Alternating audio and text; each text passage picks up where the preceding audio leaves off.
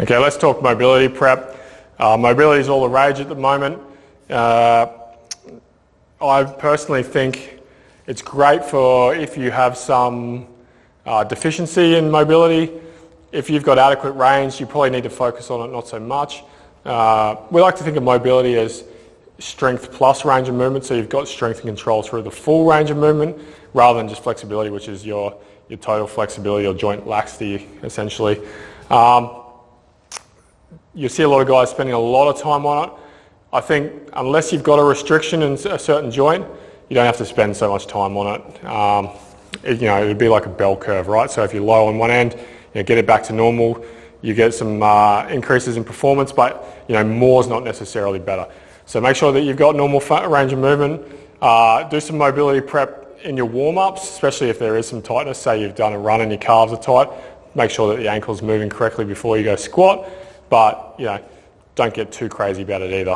So first one I'm going to show you today is the ankle mobility drill. You can do this on many different ways. I'll just start you off on the basic one. So half kneeling position.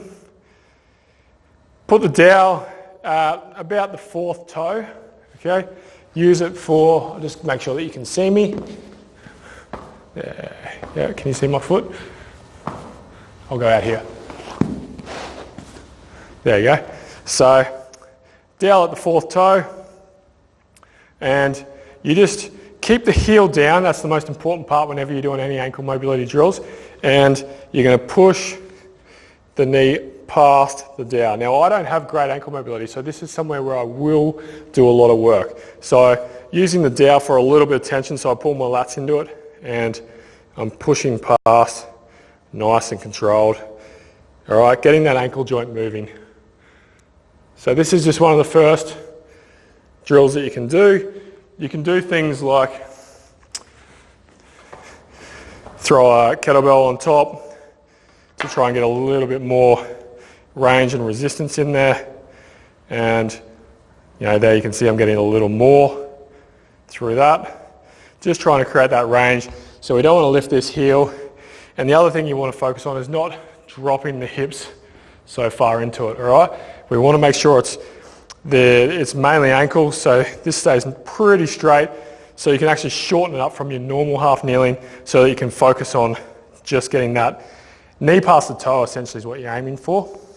This can be done in a standing position, which I suggest you do half kneeling and standing, because it just changes the focus a little on the gastroc and the soleus if the knee's bent. So you can do it standing and pushing up onto a wall. Okay, and you can go big toe, middle toe, little toe, so changing the angles and play with it that way.